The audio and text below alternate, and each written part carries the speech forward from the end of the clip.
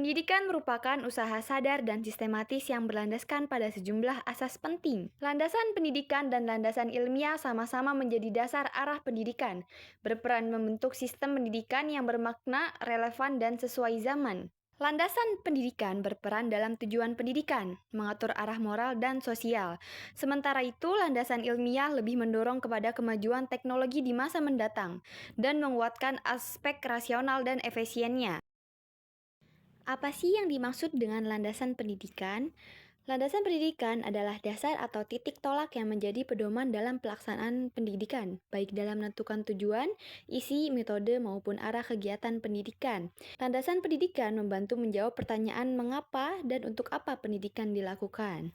Landasan pendidikan ada 5 jenis, yakni yang pertama adalah landasan filosofis. Landasan ini didasari oleh nilai-nilai, pandangan hidup, dan filsafat bangsa. Dua, yakni landasan sosial dan kultural, didasari oleh kondisi sosial, budaya, dan kebutuhan masyarakat. Yang ketiga adalah landasan psikologis, didasari pada prinsip-prinsip perkembangan dan belajar manusia.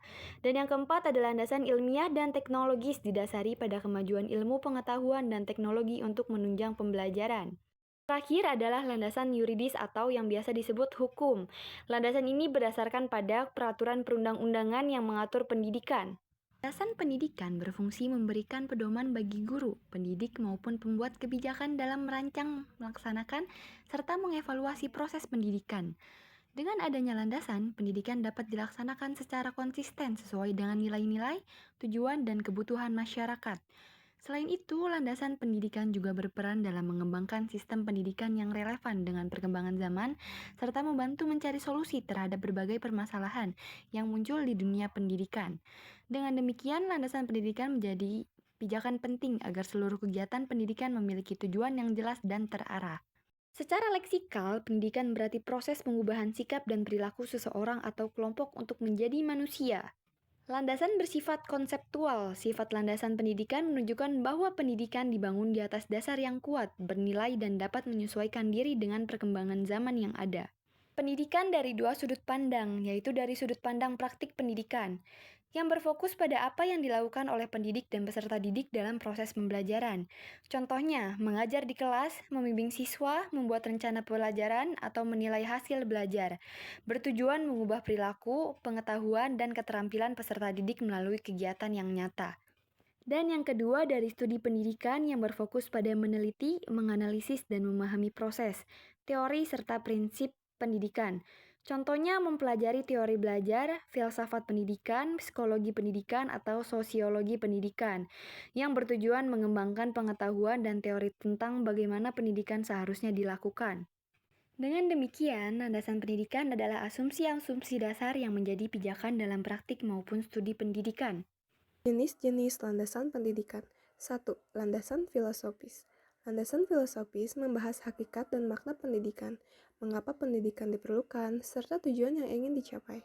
Filsafat menjadi dasar berpikir dalam pendidikan, karena menelaah secara menyeluruh, radikal, dan konseptual tentang manusia, kehidupan, dan dunia. Pada umumnya bersumber dari 3 faktor, yaitu 1. Religi dan etika yang bertumpu pada keyakinan, 2. Ilmu pengetahuan yang mengandalkan penalaran, dan 3. Masyarakat dan kebudayaannya. Adapun beberapa aliran filsafat yang berpengaruh dalam pendidikan. Pertama, naturalisme. Kebenaran ditentukan oleh pengalaman indrawi, yaitu aliran filsafat yang menganggap segala kenyataan yang bisa ditangkap oleh panca indera sebagai kebenaran yang sebenarnya. Kedua, idealisme. Kenyataan bersifat spiritual, pendidikan menekankan ide dan nilai abadi, yaitu idealisme menyatakan bahwa hakikat kenyataannya terletak pada ide atau gagasan kejiwaan.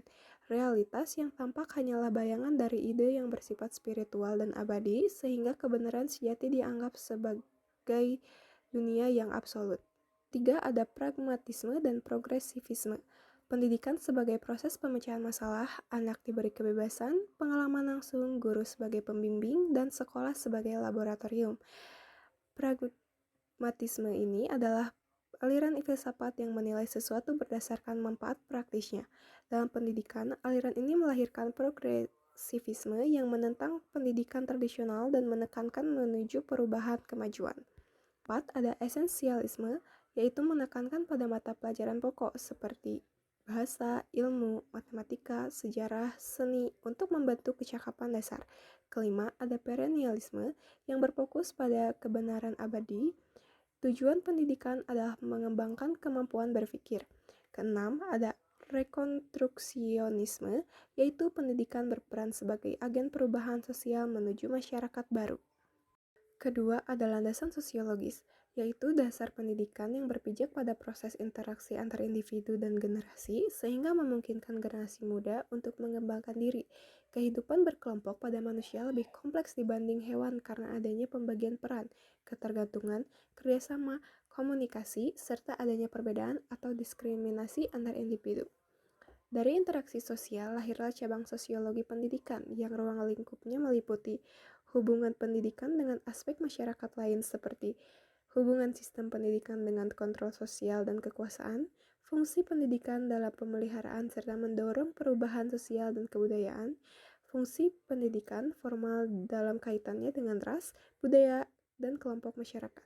Dan kedua ada masyarakat Indonesia sebagai landasan sosiologi Sikdiknas atau Sistem Pendidikan Nasional dengan ciri-ciri utama, adanya interaksi antar warga, pola perilaku diatur oleh adat, hukum, dan norma, adanya rasa identitas yang mengikat setiap warga.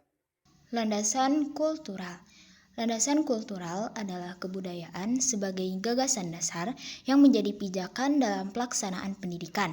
Hal ini berarti hasil budi dan karya manusia yang mencakup adat istiadat, norma, nilai, gagasan, serta kebiasaan hidup yang dijadikan sebagai dasar dalam pengembangan pendidikan. Landasan ini erat kaitannya dengan kebudayaan. Kebudayaan dan pendidikan memiliki hubungan timbal balik. Budaya dapat dilestarikan dan dikembangkan melalui pendidikan, sedangkan pendidikan berfungsi yang pertama dapat mewariskan budaya dari generasi ke generasi, yang kedua mengembangkan potensi peserta didik sesuai dengan nilai budaya bangsa, yang ketiga membentuk kepribadian nasional, juga memperkuat persatuan dalam keberagaman, yakni Bhinneka Tunggal Ika. Selanjutnya adalah landasan psikologis. Landasan psikologis mencakup pemahaman tentang peserta didik yang berkaitan dengan aspek kejiwaan, dan hal ini menjadi faktor penting dalam keberhasilan pendidikan. Psikologi memberikan berbagai informasi dan pemahaman mengenai kebutuhan serta kehidupan pribadi manusia pada umumnya, termasuk gejala-gejala yang berkaitan dengan aspek pribadi. Landasan psikologis berfungsi dalam pendidikan sebagai dasar memahami karakteristik peserta didik. Yang kedua, membantu guru memilih metode belajar yang sesuai, serta menjadi faktor penentu keberhasilan pendidikan. Yang terakhir adalah landasan iptek. Ilmu pengetahuan dan teknologi memiliki beberapa istilah. Yang pertama ada pengetahuan, yang berarti segala sesuatu yang diperoleh melalui penginderaan terhadap fakta, penalaran, intuisi maupun wahyu. Yang kedua ada ilmu pengetahuan, yang berarti pengetahuan yang tersusun secara sistematis melalui metode ilmiah. Dan yang terakhir ada teknologi, yaitu penerapan ilmu pengetahuan untuk memenuhi kebutuhan hidup manusia. Perkembangan iptek menjadi landasan ilmiah dalam pendidikan, karena iptek merupakan salah satu hasil usaha manusia untuk mencapai kehidupan yang lebih baik. Perkembangan ini sudah dimulai sejak awal kehidupan manusia dan terus berkembang hingga saat ini. Dalam pendidikan, landasan iptek berfungsi, yang pertama menjadi landasan ilmiah dalam pengembangan pendidikan, yang kedua menyediakan sarana dan media pembelajaran modern, juga dapat membuka akses ilmu pengetahuan tanpa batas seperti internet dan e-learning. Yang selanjutnya ada fungsi landasan pendidikan. Yang pertama, sebagai dasar pijakan, di mana landasan pendidikan memberikan titik tolak dalam merancang, menyelenggarakan, dan mengevaluasi pendidikan. Yang kedua, sebagai pemberi arah, landasan pendidikan menentukan tujuan, isi, metode, serta strategi pendidikan agar sesuai dengan kebutuhan individu dan masyarakat. Yang ketiga, sebagai penjamin konsistensi, di mana landasan pendidikan menjadikan pendidikan tidak berjalan tanpa arah, melainkan berlandaskan asas yang jelas. Yang keempat, sebagai alat penghubung, Landasan pendidikan mengaitkan pendidikan dengan aspek kehidupan lain seperti filsafat, budaya, ilmu pengetahuan, teknologi, dan masyarakat. Yang kelima, sebagai pedoman praktis. Landasan pendidikan membimbing pendidik dalam mengambil keputusan, menyusun kurikulum, serta menentukan metode belajar. Yang keenam, sebagai penguat nilai dan tujuan. Landasan pendidikan menegaskan bahwa pendidikan tidak hanya transfer ilmu, tapi juga pengembangan manusia seutuhnya. Yang terakhir ada kesimpulan. Pendidikan adalah usaha sadar dan sistematis yang selalu berpijak pada landasan-landasan dan asas-asas tertentu agar memiliki arah dan tujuan yang jelas. Landasan pendidikan berfungsi sebagai dasar pijakan dalam merancang, melaksanakan, dan mengevaluasi pendidikan. Beberapa landasan pokok pendidikan meliputi: yang pertama, landasan filosofis, landasan sosiologis, landasan kultural, landasan psikologis, dan landasan iptek.